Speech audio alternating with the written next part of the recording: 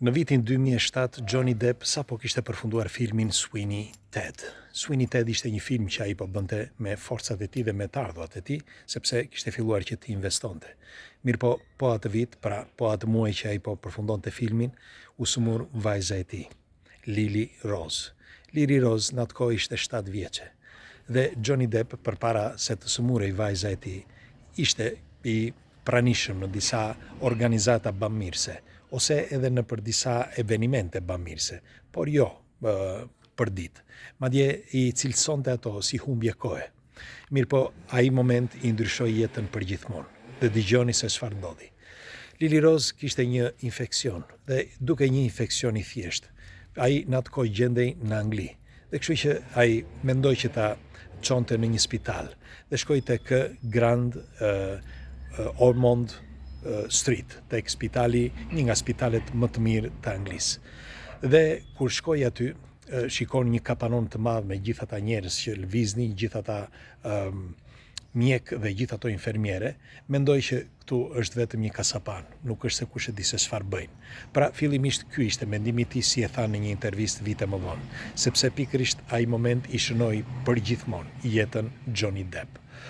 Dhe aty mori vajzën e tij dhe i bëri vizitë. Nga momenti që bën vizitë, kuptuan që ishte një infeksion i rëndë. Vajza e tij mund të kishte humbur dhe jetën në atë periudhë, sepse infeksioni ishte kaq i rëndë sa mund t'i shkaktonte vdekjen. Në fakt, mjekët u mobilizuan menjëherë. Ai, Johnny Depp, kur mori vesh të vërtetën, gjithë bota i ra përmbys. Ai ul në një karrike, si e tregon, dhe shikonte gjithë mjekët dhe gjithë infermieret që lëvizin lart e poshtë, dhe ishte i pafuqishëm, nuk mund të bënte dot asgjë. Dhe ky ishte momenti që ai filloi që të mendonte thellë, të mendonte për jetën, të mendonte për të bijën e tij 7 vjeçe, që nga ai moment mund edhe të mos të jetonte më, sepse infeksioni, nëse nuk do të kapej në kohë, mund t'i merrte jetën. Pra ai ishte momenti që ai filloi të mendonte. Dhe nga momenti në moment shikonte njerëzit që lëviznin, ata pak fëmijë që ishin aty, sepse ishte një repart për fëmijë. Ishin 10-15 fëmijë. Dhe gjatë atyre orëve, pra orët e para të asaj dite, ai vuri re një mospërfillje nga ana e mjekëve dhe nga infermieret. Jo sepse ai mendonte, kush e di, unë jam Johnny Depp dhe kaq, sepse tashmë ai kishte bërë filmin e parë, Pirati i Karaibeve, dhe ishte një sukses madhështor. Të gjithë e njihnin Johnny Deppin për Jack Sparrow, dhe ishte i famshëm për këtë.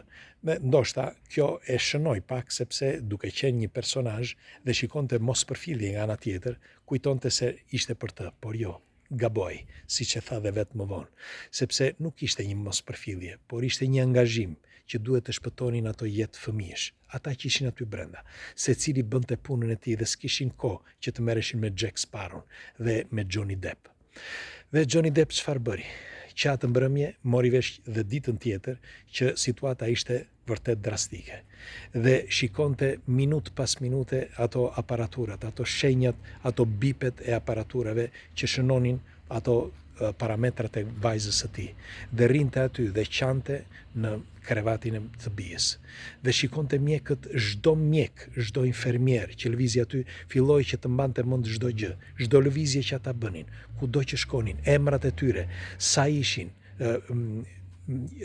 sa vjeç dhe sa orë punonin, si e bënin punën. Pra çdo gjë ai filloi që të shikonte dhe të mbante mend si asnjëherë në jetën e tij. Është hera e parë, siç tregoi ai, që ai mbante mend çdo gjë. Nuk kishte ndodhur një herë tjetër, sepse ishte ai momenti delikat për të, pra ai moment shumë i rëndësishëm që mund të shënonte ose mund të ndryshonte jetën e tij, për mirë ose për keq, sepse nëse nuk do të jetonte më e bija, ai do të mbyllej në vetvete dhe nuk do të dilte më, sepse ishte shumë i lidhur me Lily Rose. Në fakt, ai shikonte edhe fëmijët e tjerë, pra të gjithë aty e trajtuan si të tjerët, pra si jeta e një tjetri. Dhe ai u vesh, si mund të quhet, me veshjen e një njeriu normal, pra përjetoi jetën e një njeriu normal. atë që bën çdo njeri, që vetë shkon në një spital dhe ka hallet e tij, ulet aty në karrike dhe lutet për atë që ka aty. Atë bëri edhe Johnny Depp. Lutej për bien e tij, që të paktën të kishte mundësi që të jetonte edhe më tej. Dhe me kalimin e ditëve vuri re që ishte shumë e vështirë, por pas 9 muajsh, me një fjalë 9 muaj rresht, ai vuri re një ndryshim të madh, sepse në fund të fundit e shëruan vajzën e tij. Nuk ja priste mendja që të bëj, por megjithatë Johnny Depp, siç që thash, ai ndonse ishte futur në personazhin e një njeriu normal, nga ai moment mendoi diçka.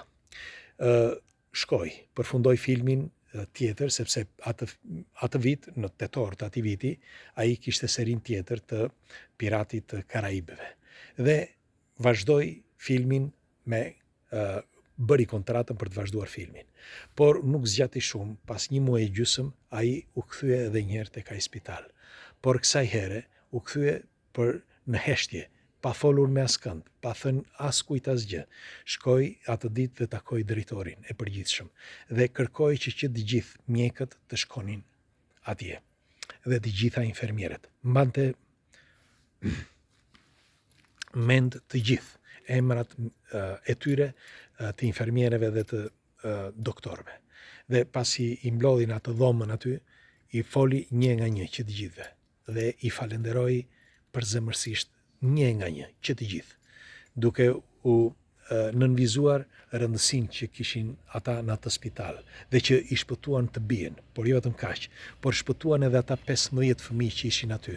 Dhe e dini se çfarë bëri Johnny Depp? Pa telekamera, pa asnjë. Ai atë ditë u la $1,5 milion dollar. Pra për çdo fëmijë dhe të gjithë spitalit $1,5 milion dollar. Që ata të bënin çfarë të donin me ato, sepse ata mjek dhe ata asistent mjekësh dhe ata infermier që ishin aty shpëtonin jetë njerëzish. Por nuk mbaroi aty, sepse Johnny Depp u rikthye edhe një herë pas një jave dhe u vesh si Jack Sparrow dhe shkoi dhomë më dhomë të atyre fëmijëve, sepse secili nga ata fëmijë kishte një baba Jack Sparrow, por i veshur ndryshe. Njëri i veshur minator, tjetri i veshur me pantallona duke ngar traktorin për të lëruar tokat. Një tjetër akoma duke me pantallon ose veshje të një zdruktari apo sidoqoftë. Pra secili nga ata fëmijë kishte një prind që lutej për ta që të shpëtonin. Dhe dha kontributin e tij dhe shpëtoi mijëra njerëz. Që nga viti 2007 deri sot Johnny Depp shkon spital më spital, pa e ditur kush. Sa herë që ai xhiron diku apo që gjendet diku, kudo që gjendet, shkon tek spitali dhe aty ku ka fëmijë. Zakonisht shkon me personazhin që ka, duke u veshur për shembull si Jack Sparrow ose dikush tjetër. Ndonjëherë shkon ashtu siç është, pra ashtu siç e shihni, si njeri i thjeshtë. Dhe pasi viziton të gjithë spitalet, u lë diçka dhe pastaj shkon dhe vazhdon punën e tij. Në vitin 2024, kur ai pati probleme me ish të dashurën e tij, që ajo e bëri që të humbiste mbi $300 milion, ai për pak do deklaronte faliment, sepse kishte falimentuar. Tashmë ai kishte vetëm $90,000 në bank. Është e vërtet kjo? Dhe shokët e tij e ndihmuan duke e rifilluar edhe një herë të bënte kontrata të reja dhe e rimori veten edhe një herë. Sot Johnny Depp ka tejkaluar $400 milion, por pikërisht pra nga ndihma e shokëve dhe të njerëzve që e din shumë mirë se çfarë zemre ka Johnny Depp. Nuk kam asnjë me askënd, sepse nuk jam këtu për të marrë anën e njërit apo të tjetrit, por kjo është historia e vërtet e të madhit aktorit Johnny Depp, që tej aktorit është në radhë të parë njeri. Pres komentet tuaja çfarë mendimi keni për këtë aktor, nëse mbani mend ndonjë film të tij, shkruani, dhe nëse dini histori të tjera ose ngjarje të ngjashme me Johnny Depp, do t'i lutesh aty shkruani. Kalofshi bukur dhe faleminderit që jemi bashkë.